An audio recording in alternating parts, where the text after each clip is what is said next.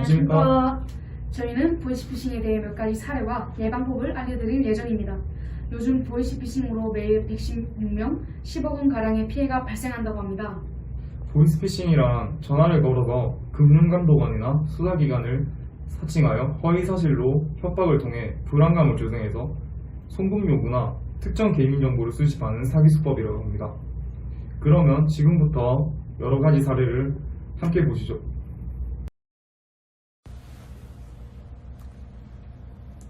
여보세요? 네, 여보세요? 네. 김기덕 씨 맞으신가요? 네. 네, 저는 지금 서울 강남경찰서의 김혜진 경이라고 합니다. 네.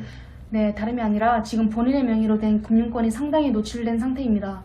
김기덕 씨 말고도 관련된 사람이 약 300명 정도 되는데 이 중에 자신 명의 통장을 양도하거나 판매한 혐의가 드러나는 사람이 있어 문제가 되고 있어요. 본인께서 본인 명의 통장을 타인에게 양도하거나 판매하는 게 불법인 건 알고 계십니까?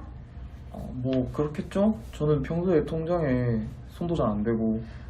이렇게 연락드린 이유는 피해자 진술에 따르면 각종 온라인 거래 사이트를 이용해서 수억 원의 자금을 구매했다는데 자금을 세탁하거나 필요한 계좌들을 본인을 포함한 약 300명의 사람들에게 적게는 200만 원에서 많게는 400만 원의 금전적 대가를 지불하고 구매하거나 양도받았다고 진술한 상황이에요. 본인께서 이러한 사실이 전혀 없다는 것입니까? 제 정보가 거기 왜 있는지도 잘 모르겠네요. 혹시 농협을 사용한 적이 있으십니까?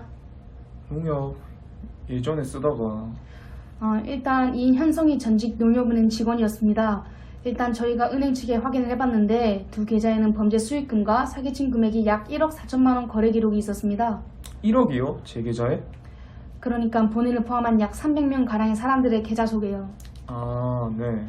네, 1억 4천만 원 가량 거래 기록이 있었고 압수된 계좌를 조사해서 피해자와 공범자를 가려내야 되는데 연루된 사람들이 너무 많다 보니까 일단 본인과 같이 금융 관련 전과가 없고 이현성 일당과 연락한 적이 없는, 그러니까 본인과 같은 전과가 없는 사람들에 한해서 유선상의 약식 기소 중에 있습니다. 약식 기소는 녹취로 진행될 거고 녹취 파일을 가지고 피해 구제 신청을 할 겁니다. 녹취에 앞서 주의사항 먼저 알려드리겠습니다. 어떠한 수사기관에서든 개인정보보호법에 의거하여 본인의 주민등록번호나 금융권의 계좌번호, 비밀번호 등은 어떠한 경우에도 요구하지 않습니다. 혹시 지금 직장이십니까? 아니면 자택이십니까? 직장인데요. 근데 이 번호가 경찰 번호인지 어떻게 알죠?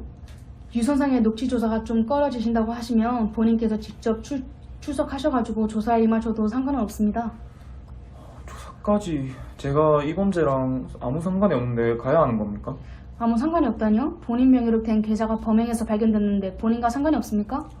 아니 제가 오히려 지금 억울한 상황인데 근데 왜? 그렇죠. 본인은 그렇게 주장하고는 있지만 일단 증거자료가 없기 때문에 저희가 약식 기소를 하려는 거고요. 이 사건의 주요 피의자인데요. 42세 남성이고 과거 농협은행 직원이었던 이현성 씨를 아십니까? 전혀 몰라요.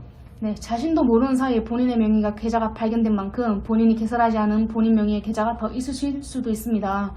본인이 진술해 주신 계좌를 제외하고 추가적으로는 발견되는 금융권이나 계좌가 있다면 제가 동결 처리를 진행할 건데요. 본인이 정상적으로 사용 중이신 금융권이 있다면 금융권 상호명만 간단하게 진술해 주세요. 계좌라고 해서 계좌번호 말씀하시는 분들이 계시는데 그러지 마시고 가상화폐 뭐 이런 건 없으신 거 맞습니까? 비트코인 2만원어치? 예, 알겠습니다. 마지막으로 예금자 보호 등록을 해드릴 건데요. 동서은행에 7만원에서 8만원 정도 있다고 진술하셔가지고 10만원 미만이라고 예금자 보호 등록을 했는데 확인 결과 100만원, 500만원 이렇게 차이가 많이 나게 되면 그 부분에 대해서 동결 처리가 진행되는 동시에 본인은 피해자에서 가해자 신분이 전환될 수도 있습니다. 그런데 일단 녹취는 이까지만 하고 제가 조금 이따 다시 전화해도 될까요? 다시 녹취해도 되잖아요. 어떤 것 때문에 그러시는 거죠? 예, 말씀하십시오. 아니 녹취는 한 번에 안 끝내도 되니까 다시 전화드려도 되잖아요, 이 번호로. 조사를 누가 띄엄띄엄 봤습니까? 강남경찰서에 누구라고 하셨죠? 성함이 어떻게 되죠? 김혜진 경입니다. 김혜진 경이. 김혜진. 좀만 있다가 제가 이 번호로 다시 전화할게요. 본인께서 저를 못 믿으시는 거 아닙니까 그냥? 당연히 못 믿죠, 제가. 네네, 그러니까 제가 출석 요구서를 보내드릴 테니까 한번 확인하시고 연락을 주시던가 그러시겠어요? 아니 전화 한 번 끊었다고 출석 요구서를 보내시는 건가요, 지금? 약식 기소를 거부하시는 거 아닙니까? 거부하는 게 아니라 잠깐 다시 제가 전화 드릴 수 있잖아요. 물론 본인은 그렇게 생각하실 수도 있는데요. 저희 측에서는 본인이 전화를 끊고 난 다음에 이현성 일당에게 전화를 해서 경찰에게 전화가 걸려왔다 이런 식으로 말해버리면 저희 수사에 혼란이 오는데 저희가 전화를 끊어버리면 되겠습니까? 안 되겠습니까? 지금 좀 이상한 것 같은데 안 그래도 제가 언론사 기자거든요. 네, 말씀하십시오. 원래 의심이 많아서 그래서 잠깐만 끊고 다시 전화할게요. 네, 알겠습니다. 연락을 바로 주십시오. 끊고 나서 경찰서에 알아보니 해당 경위는 존재하지 않았다고 합니다. 이 보이스피싱 사기범은 전화를 계속했다면 금융감독원 팀장 계좌에 돈을 입금을 하게 시켰을 겁니다. 그리고 경찰은 약식 기소를 유선상으로 절대 하지 않습니다. 만약 이러한 전화를 받는다면 이 사례를 참고하셔서 조심하시길 바라겠습니다. 그럼 다음 보이스피싱 사례로 넘어가겠습니다. 네, 여보세요? 네, 문수진 씨 휴대폰 맞습니까? 네, 맞아요. 네, 서울중앙지방검찰청 김규덕 수사관입니다. 이런 전화 받으셔서 당황스럽겠지만 금융사기에 연루되셨습니다. 전화 받으시는 분은 현재 직장인입니까? 네, 최근에 휴대폰, 지갑 등을 분실한 적이 있으십니까? 아니요? 부산에 사는 김준석 씨를 아십니까? 아니요? 해당 사건 진행을 위해 담당 검사님을 연결해 드리겠습니다. 사건 번호는 2016-조사-1234-1234-1234입니다. 안녕하십니까, 홍기영 검사입니다. 수사관님께 설명 잘 들으셨죠?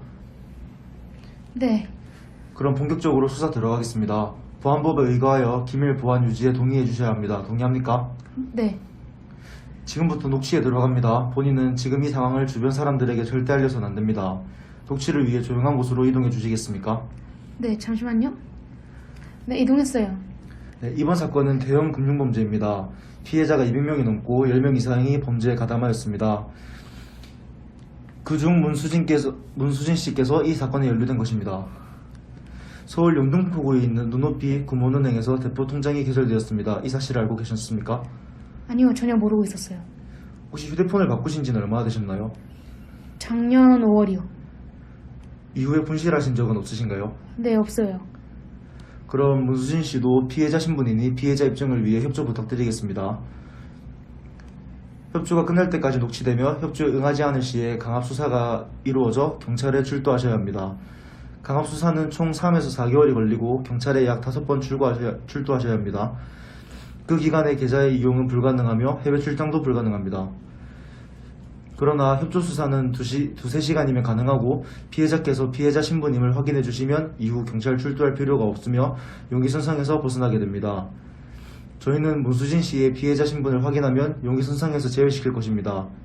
이와 관련하여 생긴 지출 경비 등은 보상센터에서 따로 돈을 지급해 드립니다. 협조수사에 동의하시겠습니까? 네, 본인은 통장을 몇 개 가지고 계신가요? 금호은행, 빨간펜은행, 눈높이은행이요. 각각의 개수와 금액도 알려주세요. 지금 금융감독원과 연결하여 보안 등급을 높여드리려고 합니다. 금호은행 1개, 빨간펜은행 1개, 눈높이은행 2개 있고 각각 10만원, 75만원 그 정도 있어요. 그리고 생각해보니 눈높이 통장에 정기예금 300만원이 더 있어요. 그럼 눈높이 통장에 있는 그 돈을 전부 금호은행으로 옮기셔야 합니다. 그 금융감독원에서 가상계좌를 하나 열어드릴 예정입니다. 포털 사이트 검색창에 서울중앙지방검찰청을 치고 통합검색에서 첨단수사에 들어가세요.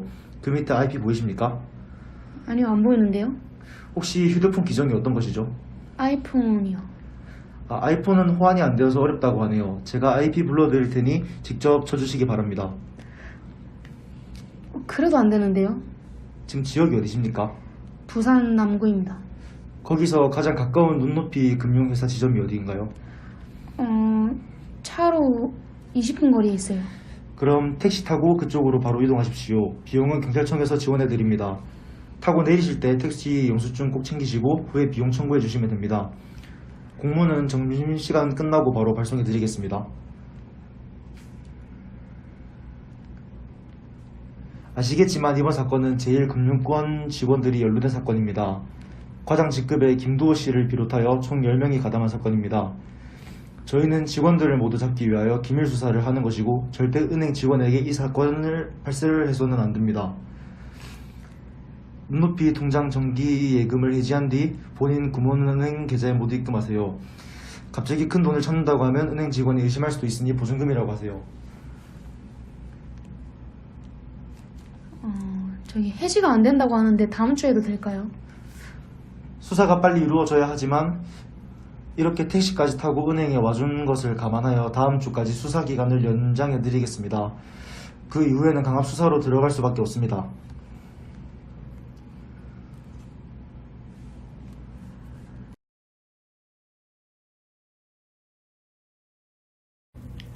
여보세요? 네, 여보세요? 서울중앙지검입니다. 네? 누구라고요? 서울중앙지검이요. 검찰청입니다. 아, 네. 아, 네. 본인 그 명의도용 사건 관련해서 몇 가지만 사실 확인차 연락을 드린 겁니다. 잠시 통화 괜찮으십니까? 통화요? 아, 네. 아, 네. 본인 혹시 서울 노원구 출신이 이춘식 씨라고 혹시 아십니까? 누구요? 이춘식이라고 혹시 알고 계십니까? 이춘식 씨 어디서 들어본 것 같은데요? 그럼 어디서 들어보셨어요? 어디서 제 아는 사람 중에 하나 있는 것 같은데, 그러면 혹시 나이가 어떻게 되십니까? 나이가 지금 몇 살이 됐지? 10대인 걸로 알고 있는데요? 10대요? 네, 한 18살쯤 됐나? 저는 39세 남성을 말씀드리는 겁니다. 아, 그래요. 아닌가 본데요, 그럼? 네네. 이 사람 그 전직 동서은행 직원이었습니다. 그리고 39세 남성이고요. 네. 왜냐하면은 저희 수사기관에서 이춘식 씨를 중심으로 한 금융범죄 사기단을 검거를 했습니다. 네. 네, 검거 당시 그 다량의 대포 통장과 위조된 신분증을 압수했는데 그 중에서 본인 명의로 된 동서은행 통장이랑 경정은행 통장 두 점이 같이 발견이 됐어요. 경정은행도 발견됐어요? 네네, 동서은행이랑 경정은행입니다. 경정은행은 거래 안 한 지 오래됐는데. 저는 뭐 지금 본인께서 거래하고 계신 은행을 여쭤보는 게 아니라 네. 저희가 압수한 대포 통장에 대해서 말씀드리고 있는 겁니다. 아, 네. 네, 언제 개설이 되셨냐면 2020년 4월 9일 서울 노원구에 있는 불암 지점이랑 중계동 지점에서 개설이 됐거든요. 네. 본인께서 직접 개설하신 계좌가 아니라는 말씀이에요? 그렇죠. 저는 경정은행을 들어가 본 적이 없어가지고요. 혹시 본인 그 대포 통장이 어떤 건지는 알고 계시죠? 대포가 저기 큰 거 아닌가요? 어떤 거요? 큰 통장. 큰 통장이라 말씀하는 게 아니라 이게 범죄자들이 다른 사람 명의 도용해서 통장을 불법적으로 개설을 하는 겁니다. 그리고 그 통장을 가지고 사기를 치는 거죠. 그래서 그 큰 금액만 들어가는 통장이 대포 통장 아니에요? 사기를 치는 통장이 범죄에 이용하는 게 대포 통장입니다. 아, 그게 대포 통장이구나. 아, 네. 네네, 지금 본인 명의 통장으로 인해 다시 피해자분들이 발생한 사건이고요. 네. 네, 이춘식 씨라는 사람이 진술했을 때 뭐 어떤 사람들은 돈을 받고 통장을 판매를 하시는 분들도 계시다고 진술을 했는데 지금 본인께서도 뭐 통장을 판매를 한 적이 있는지 아니면 명의 도용을 당하신 피해자 신분인지 일단은 저희가 그 부분에 대해서 조사차 연락을 드린 거고요. 저를 조사하신다고요? 네, 왜냐하면 본인 명의 통장이 범죄에 이용됐기 때문에 본인께서 피해자가 맞다라고 하면은 그에 대한 피해를 입증 조사를 받으셔야 돼요. 조사를 안 받으면 어떻게 되죠? 조사를 안 받으면 나중에 본인 손해보상 책임에도 연루가 되실 수 있고요. 받기 싫으시면 그냥 공문장을 보내드릴 테니까 기재된 날짜에 그냥 저희 쪽에 나와서 조사를 받으세요. 그러시면. 그럼 조사 받을게요. 네? 조사 받아야죠. 지금 장난해요 지금? 아니요, 조사를 안 하면 저한테 뭐 연료 뭐 그런 거 온다면서요. 조사를 그럼 받아야죠. 그럼 본인께서 나와서 조사를 받으시는지 아니면 저희가 약식 녹취 조사로 진행 가능하기 때문에 그렇게 진행할 건지를 여쭤보는 겁니다. 그럼 지금 조사하시는 건가요? 네네. 그럼 지금 빨리 하시죠. 이러한 사례들과 같이 경찰이나 검찰 등을 사칭한 보이스피싱이 늘어나고 있습니다. 이러한 보이스피싱을 예방하기 위한 예방법 몇 가지를 알려드리도록 하겠습니다. 저는 보이스피싱 예방법을 설명해주는 예방맨. 자, 보이스피싱 예방법에 대해서 설명해드리도록 하겠습니다. 자, 첫 번째, 검찰이나 금융감독원을 운운하거나 계좌번호 그리고 비밀번호 등을 말해달라고 하면 보이스피싱입니다. 두 번째, 메시지에 있는 의심스러운 전화번호, 인터넷 주소는 클릭하면 안 됩니다. 자, 세 번째, 송금 이체를 했다면 즉시 전화로 은행 또는 경찰 금융감독원에 계좌 지급 정지를 요청하시면 됩니다. 네, 저희가 준비한 영상은 보이스피싱 사례들과 예방법들이었습니다. 저희가 보여드린 영상이 주민 여러분들께 큰 도움이 됐길 바랍니다. 2021년 새해에는 지역 주민분들 건강 잘 챙기시고 이러한 범죄들을 당하지 않는 한 해가 되었으면 좋겠습니다. 사상구 화이팅!